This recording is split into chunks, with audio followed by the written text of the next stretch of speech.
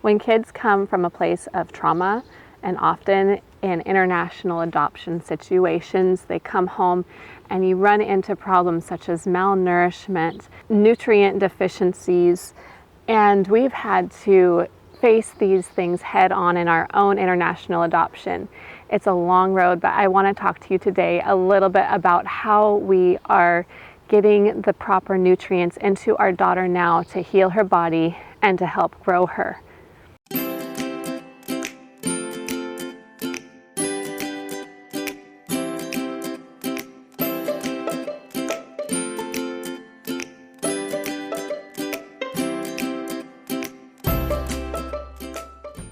I'm here this morning in my garden. There are bugs and organisms in the soil. There's pollinators, butterflies, bees, that sort of thing. And then there's these plants that are growing and blooming. Just as this garden is its own ecosystem, there's this whole place, this life that's growing here.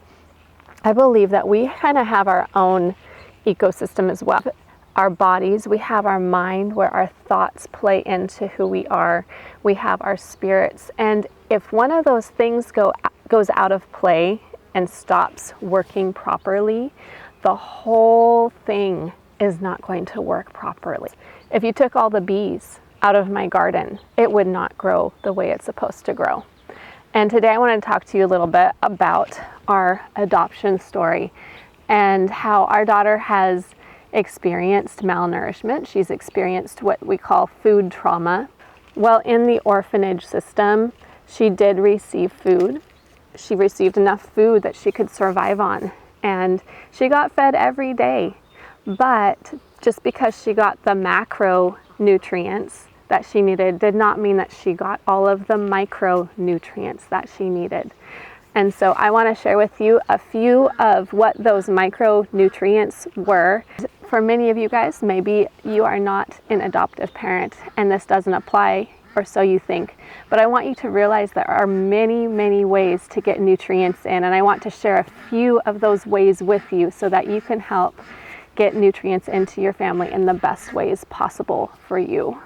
Let's finish up here and then go back inside where it's a little bit quieter, and I want to just share with you a few of the nutrients that we have been getting into our daughter and how she's been doing since our international adoption from Ukraine in 2020.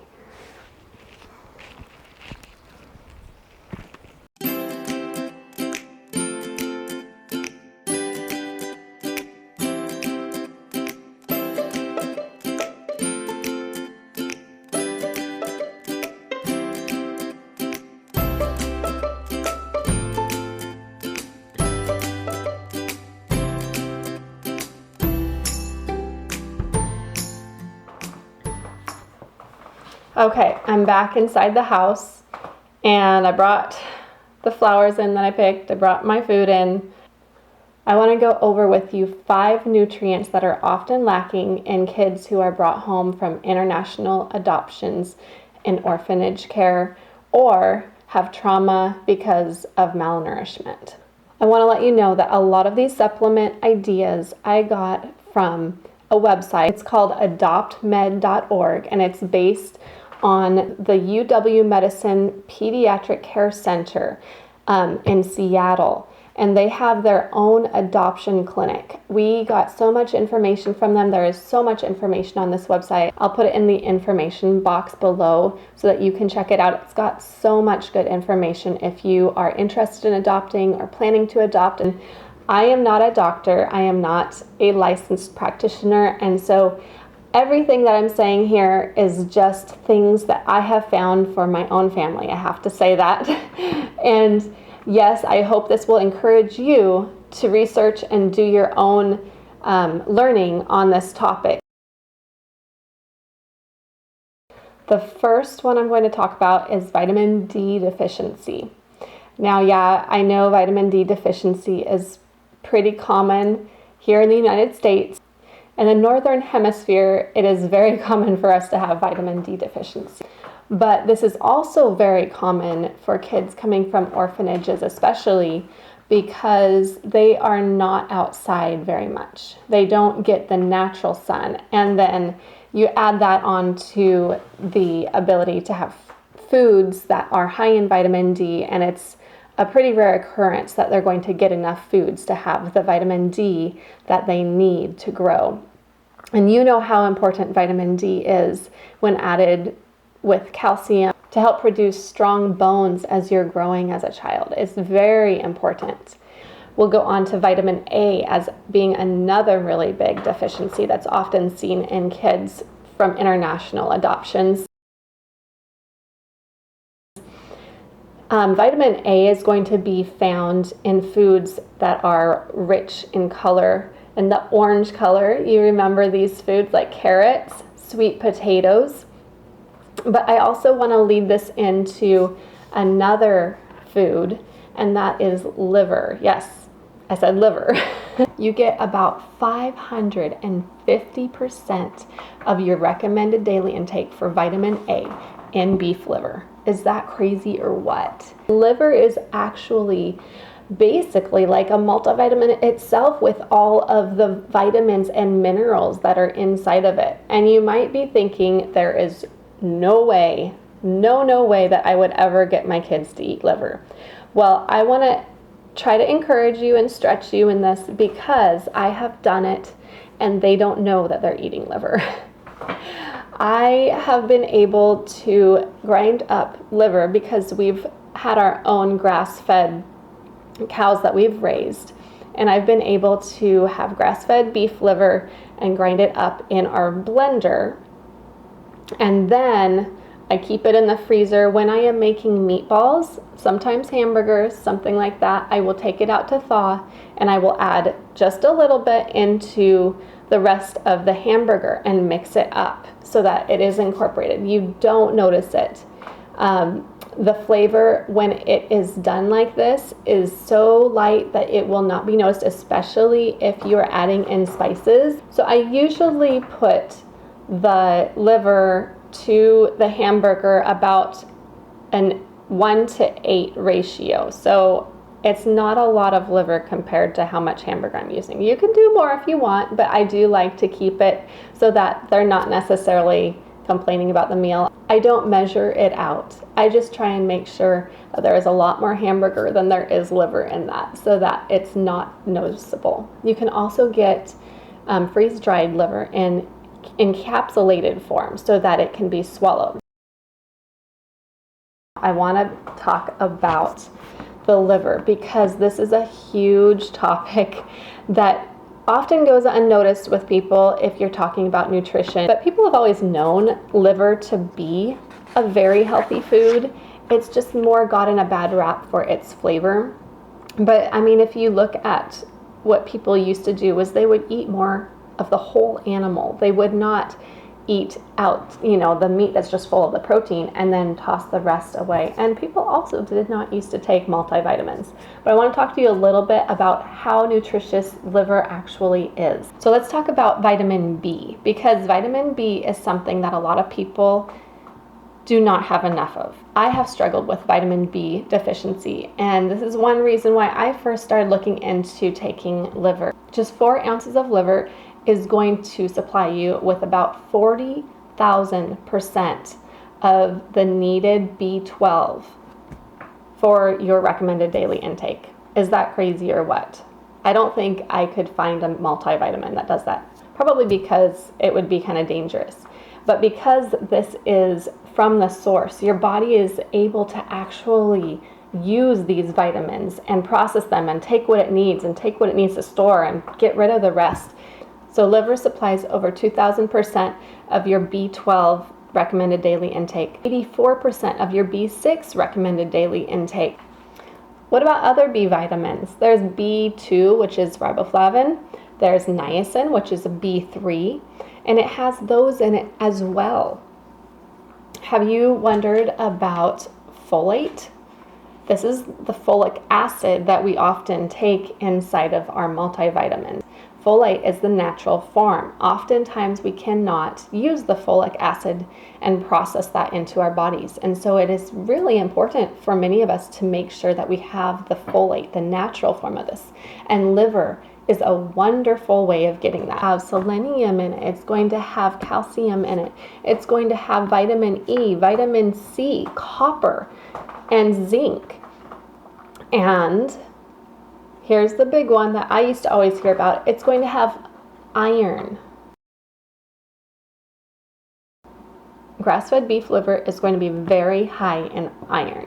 So this was one of the reasons that I first turned to grass-fed beef liver when we brought home our adopted daughter. Iron is another thing that kids from international adoptions are often deficient in, and they will show this with anemia. Our daughter had anemia, and we didn't know this for about a year.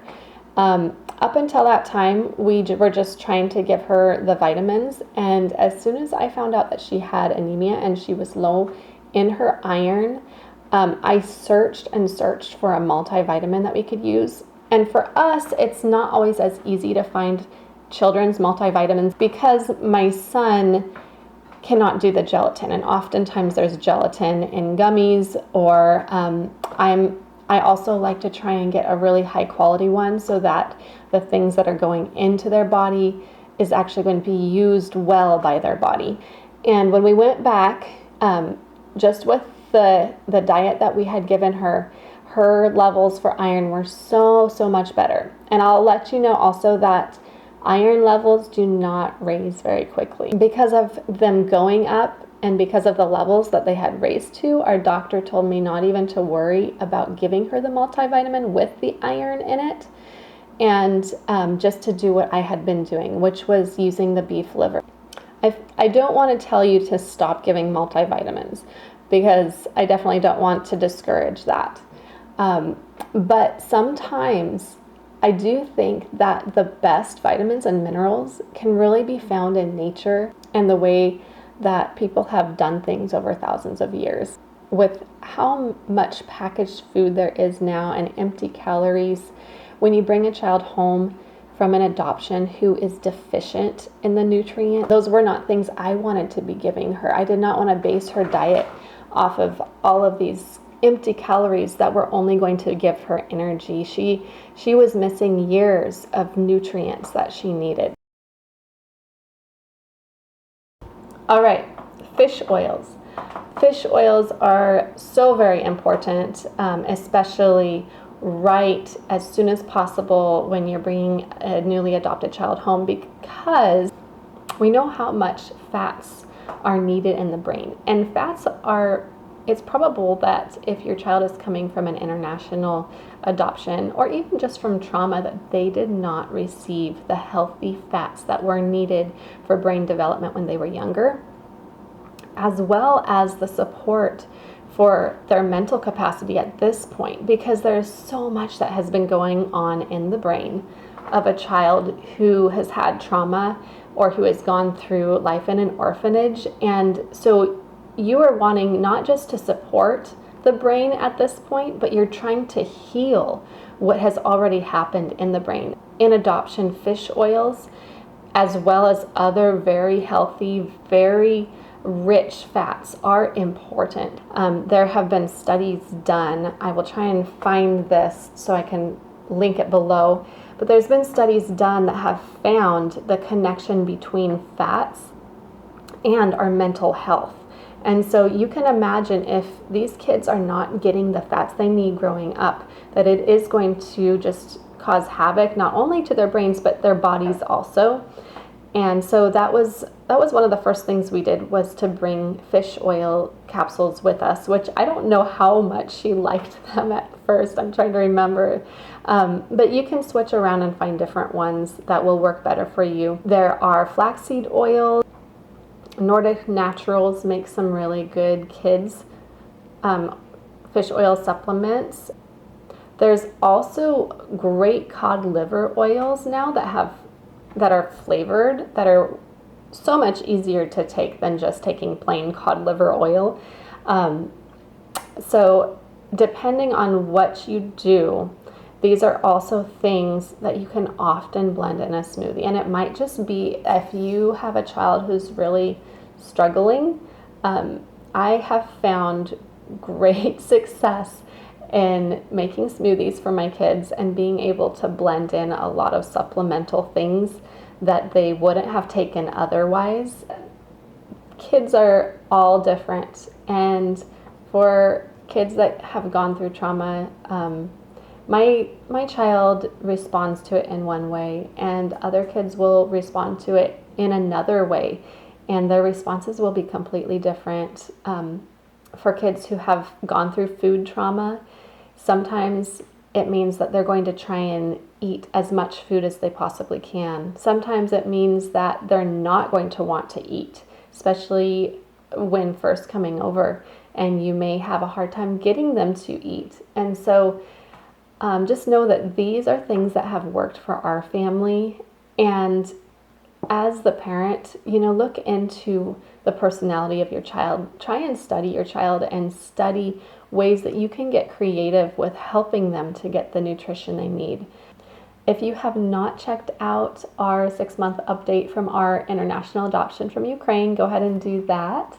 It's a pretty eye-opening video. There's also our welcome home video from Ukraine when we first adopted our daughter. And it is amazing for me to look back and just see how much she has grown. So adoption, it can be a super, super hard thing on the family, and it can be a super, super beautiful thing on the family. I really do think it is something from God's heart, and we've had lots of struggles, and we've had times where we just look back at how far our daughter has come and say, wow, thank you, God, for giving her this gift. If your kid has suffered from any food trauma, I hope that some of these ideas will be beneficial for you too. All right, I am going to go and take care of my food that I brought from the garden, and I will talk to you again soon. Bye.